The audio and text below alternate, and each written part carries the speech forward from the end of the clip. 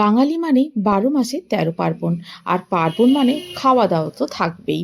সামনেই আসতে চলেছে তেমনই একটি পার্বণ যেখানে ধর্মীয় আচার অনুষ্ঠানের সঙ্গে রয়েছে জমিয়ে খাওয়া দাওয়া। আসতে চলেছে শবে বরাত। আর শবে বরাত উপলক্ষে আজকে আমি বানাচ্ছি মুগ ডালের হালুয়া। শবে বরাতে সাধারণত বানানো হয় ছোলার ডালের হালুয়া, সুজির হালুয়া, মুগ ডালের হালুয়া, চালের আটার রুটি, কষা মাংস। এগুলো আপনাদের সঙ্গে আগেই আমি শেয়ার করেছি। তবে মুগ ডালের হালুয়াটা আগে আপনাদের সঙ্গে আমি শেয়ার করিনি। আজকে তাই ভাবলাম মুগ ডালের হালুয়াটা আপনাদের সঙ্গে শেয়ার করা যাক। আসসালামু আলাইকুম, কেমন আছেন সবাই? বিনুর বিশে আপনাদের সবাইকে জানাই স্বাগত। এই হালুয়াটা তৈরি করতে লাগে 10 থেকে 15 মিনিট। খুব সহজেই তৈরি হয়ে যায় আর স্বাদে হয় অসাধারণ। চলুন তাহলে রেসিপিটা শুরু করা যাক। প্রথমে ড্রাই ফ্রুটসগুলোকে ভালোভাবে ধুয়ে নিয়েছি। আমার কাছে যা যা ড্রাই ফ্রুটস ছিল আমি সেগুলোই নিয়েছি। আপনাদের কাছে যা যা ড্রাই ফ্রুটস অ্যাভেলেবল থাকে সেগুলোই দিতে পারেন। এবারে একটা সুতির কাপড় নিয়ে নিচ্ছি। তাতে একটা বাটিতে মেপে আমি এখানে মুগ ডাল নিয়ে নিচ্ছি। আমি এখানে বাটিতে নিচ্ছি, আপনারা চাইলে কাপে মেপে নিতে পারেন বা মেজারিং কাপ যেগুলো থাকে তাতেও মেপে নিতে পারেন। তবে যেটাতে মাপবেন সেই একই কাপ বা বাটি রাখবেন, যাতে অন্যান্য উপকরণগুলোও মেপে নিতে পারেন। এবারে সুতির কাপড়ে খুব ভালো করে ডালটাকে মুছে নেব। আচ্ছা, এই ডালটা এখন আমি আপনাদের দেখানোর জন্য এরকমভাবে মুছে নিচ্ছি। আমি কিন্তু এটাকে আগে ভিজে কাপড়ে ভালো করে মুছে রোদে শুকিয়ে নিয়েছিলাম। এখন যেহেতু আমি আমার গ্রামের বাড়িতে আছি, এটা আমি করতে পেরেছি ইজিলি। আপনারা যদি না করতে পারেন কোনো সমস্যা নেই, শুকনো কাপড়ে মুছে নিলেও হবে। তবে ডালটা যেন ধুতে যাবেন না, ধুতে গেলেই অসুবিধে আছে। শুকনো ভালো করে মুছে নিতে হবে যেন ডালের গায়ে কোনো রকম পাউডার লেগে না থাকে। এবার একটা কড়াই নিয়ে নিয়েছি। কড়াইয়ের মধ্যে এই যে মুছে রাখা ডালটা ছিল সেটা দিয়ে খুব ভালো করে হালকা আঁচে ভেজে নিতে হবে। ভাজতে হবে খুব সাবধানে যেন পুড়ে না যায়। আর প্রত্যেকটা ডাল যেন একই রকমভাবে ভাজা হয়। একটু কড়া ভাজা হবে, খুব হালকা ভাজা হবে না। দেখবেন ভাজতে ভাজতে খুব সুন্দর একটা ভাজার গন্ধ বেরোচ্ছে, তখনই জানতে হবে যে ডালটা ভাজা হয়ে গেছে। এবারে ড্রাই ফ্রুটসগুলোকে আমি ছোট ছোট করে কুচিয়ে নিয়েছি। আর ডালটাকে ঠান্ডা হয়ে যাওয়ার পরে দিয়ে দিচ্ছি এখানে একটা মিক্সিং জারে। খুব ভালো করে এটাকে একেবারে ধুলোর মতো করে গুঁড়ো করে নিতে হবে যেন একটুও দানা না থাকে। এই যে দেখুন গুঁড়োটা হয়ে গেছে, আমাদের ডালটা একেবারে পাউডার হয়ে গেছে, এতটুকুও দানা নেই ডালের মধ্যে। এটাকে আমি আলাদা করে রেখে দেব। এবারে চলুন তৈরি করে নেব চিনির সিরা। সিরাটা হবে পাতলা সিরা। আচ্ছা, এখানে আমি একটা ছোট্ট ট্রিক্স আপনাদের বলে দিচ্ছি।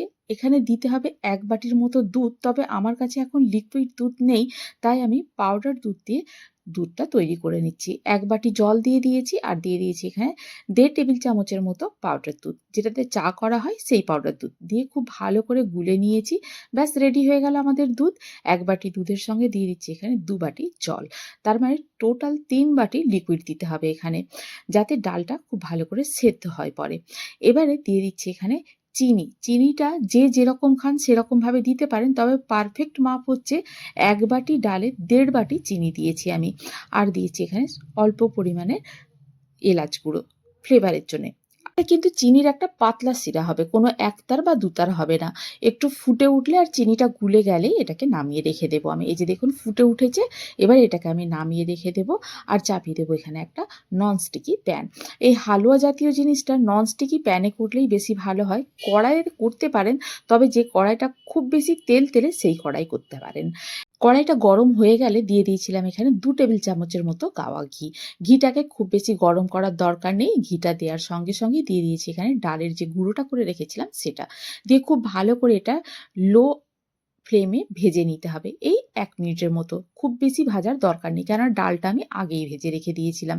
এই ভাজাটা খুব ভালো করে হলে কি হবে, হালুয়ার মধ্যে একটা দানা দানা ভাব থাকবে। ১ মিনিট হয়ে গেছে ভাজা। এবারে আমি দুধটা যেটা তৈরি করে রেখেছি বা চিনির সিরাটা যেটা রেখেছেন সেটা অল্প অল্প করে দিতে থাকবো। এই যে দেখুন চিনির সিরাটা দেওয়ার সঙ্গে সঙ্গে কিন্তু এইরকমভাবে ধোঁয়া উঠবে। ভয় পাওয়ার কিচ্ছু নেই। আমি কাট করতে পারতাম এখানে, কিন্তু করিনি কেন, যারা নতুন তৈরি করছেন তারা ভয় পেতে পারেন যে এত ধোঁয়া, এতটাই ধোঁয়া উঠবে যে কড়াটা আপনি ঠিকঠাক মতো দেখতে পাবেন না। তবে ভয় পাওয়ার কিচ্ছু নেই। এরকম অল্প অল্প করে দুধ মেশাতে থাকবো আর হালুয়াটাকে গুলতে থাকবো, যাতে দুধটা পুরোটা অ্যাবজর্ব হয়ে যায়। আর দুধটা পুরোটা অ্যাবজর্ব হয়ে যাওয়ার পরে আবার কিছুটা দুধ দিতে হবে। এরকম বারে, বারে করে দুধ দিতে হবে আর ঘন, ঘন হাতটাকে নাড়তে হবে। হাত কিন্তু বন্ধ করা যাবে না। এই যে দেখুন দুধ যেটা দিয়েছি সেটা অ্যাবজর্ব করে নিয়েছে ডাল, আবার কিছুটা দুধ দেবো। দিয়ে আবার এটাকে এরকম নাড়তে থাকবো।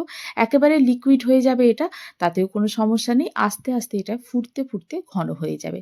এই যে দেখুন একদম লিকুইড হয়ে গেছে। এবারে দিয়ে দিচ্ছি এখানে আমি যেগুলো ড্রাই ফ্রুটস কুচিয়ে রেখেছিলাম সেগুলো, যাতে হালুয়ার সঙ্গে, সঙ্গে ড্রাই ফ্রুটসটাও সেদ্ধ হয়ে যায় ভালোভাবে। খুব ভালোভাবে এরকম নাড়িয়ে নেব। হালুয়াটা বানাতে খুব বেশিক্ষণ সময় লাগবে না। এরকম লিকুইড হয়ে গেলেও ২ থেকে ৩ মিনিটের ভেতরেই হালুয়াটা রেডি হয়ে যাবে। এই যে দেখুন আস্তে, আস্তে ঘন হয়ে আসছে। হালুয়াটা আমাদের প্রায় রেডি হয়ে গেছে। এই যে দেখুন এইরকম লিকুইড ভাবেই থাকবে হালুয়াটা। আস্তে, আস্তে ঠান্ডা হলে কিন্তু এটা জমাট বেঁধে যাবে। আমাদের হালুয়াটা একদম রেডি হয়ে গেছে। গ্যাসের ফ্লেমটা এবারে আমি বন্ধ করে দেব। সার্ভ করে নেওয়ার পালা এবারে। সার্ভ করে নিয়ে ওপর থেকে আমি ছড়িয়ে দেব কিছুটা ড্রাই ফ্রুটস কুচি। দেখলেন তো কত ঝটপট তৈরি হয়ে গেল রেসিপিটি। শুধু শবে বরাত কেন, যখনই মিষ্টি খেতে ইচ্ছা করবে বাইরে থেকে কিনে না এনে বাড়িতে কিন্তু এরকম মিষ্টি তৈরি করে নিতেই পারেন। এতে যা, যা উপকরণ লাগলো সবগুলোই কিন্তু আমাদের বাড়িতে সবসময়ই পাওয়া যায়। আপনারা তাহলে ট্রাই করুন বাড়িতে, রেসিপিটি করে জানান আমাকে কেমন লাগলো। যদি ভালো লেগে থাকে তাহলে বন্ধুর সঙ্গে শেয়ার করুন। আর যদি কোনো নতুন বন্ধু থেকে থাকেন তাহলে আমার চ্যানেলটিকে সাবস্ক্রাইব করে পাশে থাকার অনুরোধ রইল। আজ তাহলে এই পর্যন্তই, আবার দেখা হবে। ভালো থাকুন, সবাইকে ভালো রাখুন। আর শবে বরাত আপনাদের খুব ভালো করে কাটুক। আল্লাহ হাফিজ।